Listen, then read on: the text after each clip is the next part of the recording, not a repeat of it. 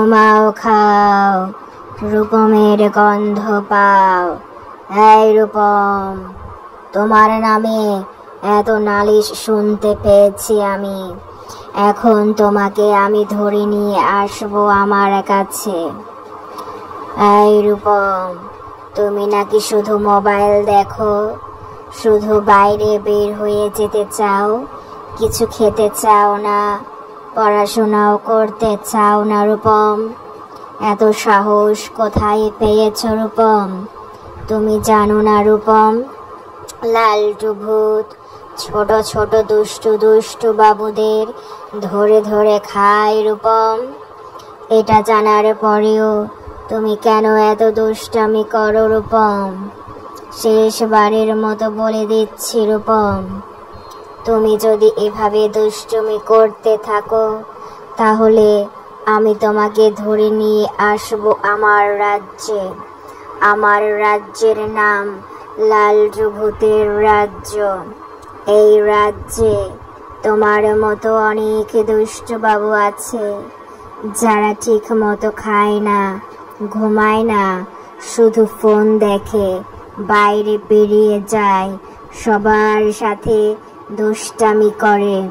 তুমি সবাইকে ধরে ধরে ঢুসুম ঢাসুম করে দাও, তাই না? এত ঢুসুম ঢাসুম দিলে তোমার হাতগুলো আমি নিয়ে যাব রূপম।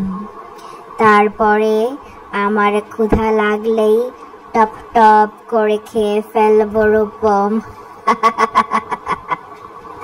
শেষবারের মতো তোমাকে সাবধান করতে আমি এসেছি।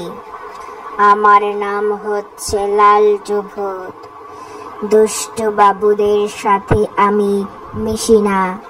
যারা ভালো বাবু, গুডু গুডু বাবু, বাবা মার কথা শুনে লক্ষ্মী হয়ে থাকে, আমি শুধু তাদের সাথেই থাকি।